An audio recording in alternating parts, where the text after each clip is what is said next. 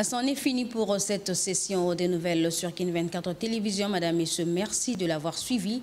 Mais ne nous quittez pas, juste après moi, vous suivrez la page magazine sur les 2 ans de l'autorité de régulation du secteur de l'électricité tenue des mains de maître par Dr Sandrine Ngalula Mubenga.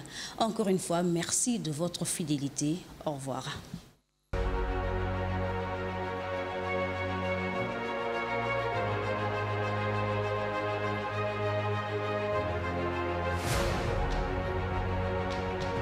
Ce 17 juillet 2022, Dr Sandrine Ngalula Mubenga totalise 2 ans à la tête de l'autorité de régulation du secteur de l'électricité. En 24 mois, il y a implanté l'ordre et le secteur connaît des avancées significatives. Ayant du cœur à l'ouvrage, la patronne de l'ARE abat un travail de titan et le résultat est remarquable. Et pour atteindre la population congolaise, on a commencé par d'abord mettre le website parce que beaucoup de gens ne savaient pas et comme ce sont des documents, on a commencé par créer un website. Selon le rapport sur l'indice de réglementation de l'électricité ERI, la RDC a été classée en 2021 parmi les pays africains ayant les secteurs d'électricité les mieux réglementés. En 2021, par exemple, il y a eu augmentation de plusieurs milliers de kilowattheures et les dossiers traités par l'ARE vont ajouter 3200 MW. Tout récemment, les certificats de conformité délivrés à Virunga Energy permettent de fournir de l'électricité à plus de 30 000 familles au Nord Kivu. Mettant en œuvre la vingtaine de missions confiées à l'ARE dans la loi de juin 2014, le DG de l'ARE a déployé d'intenses activités. Des orientations ont été données aux opérateurs, des abonnés et opérateurs protégés. Les experts ont suivi plusieurs formations de renforcement des capacités à l'étranger et l'ARE a adhéré dans plus d'une association régionale. Depuis 2 ans, la régulation, le contrôle et le suivi des activités du secteur de l'électricité se sont déroulés régulièrement au pays. L'ARE a reçu et examiné beaucoup de demandes de permis, à savoir concession, licence, autorisation et tant d'autres. Les opérateurs exerçant ou qui désirent exercer l'une des activités du secteur de l'électricité, à savoir la production, le transport, la distribution, etc.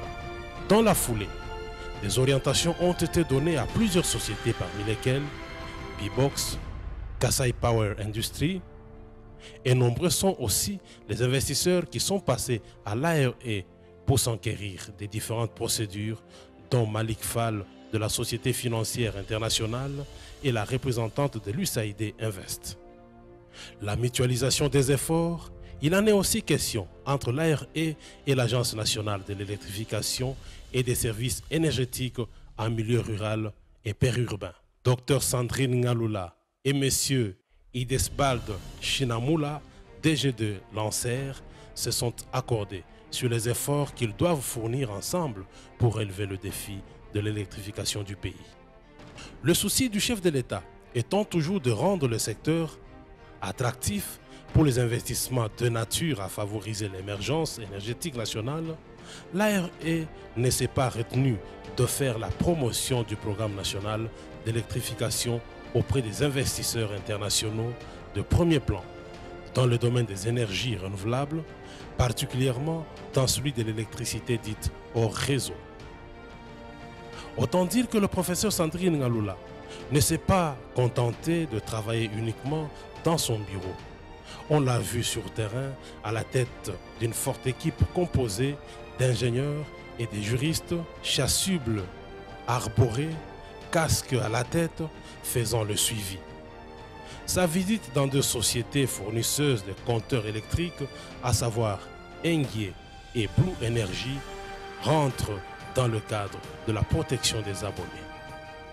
L'occasion faisant le larron, la patronne de l'ARE a visité le poste haute tension de la Gombe, situé à la direction générale de la Société nationale d'électricité.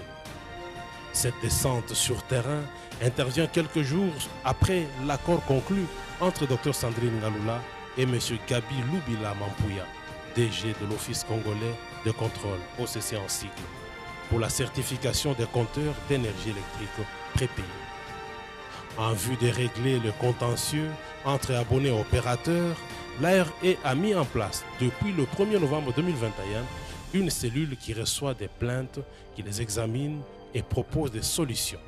Il s'agit entre autres des problèmes de surfacturation, coupures intempestives, du courant électrique, panne. Beaucoup de gens se plaignent que rien n'avance du côté de l'électricité et tout ça, mais je pense qu'il y a un travail qui est en train de se faire. Donc dans quelques mois, je crois que ça sera visible. C'est juste que la plupart du travail qui est en train de se faire dans ce domaine, c'est un peu ce qu'on dit dans le background.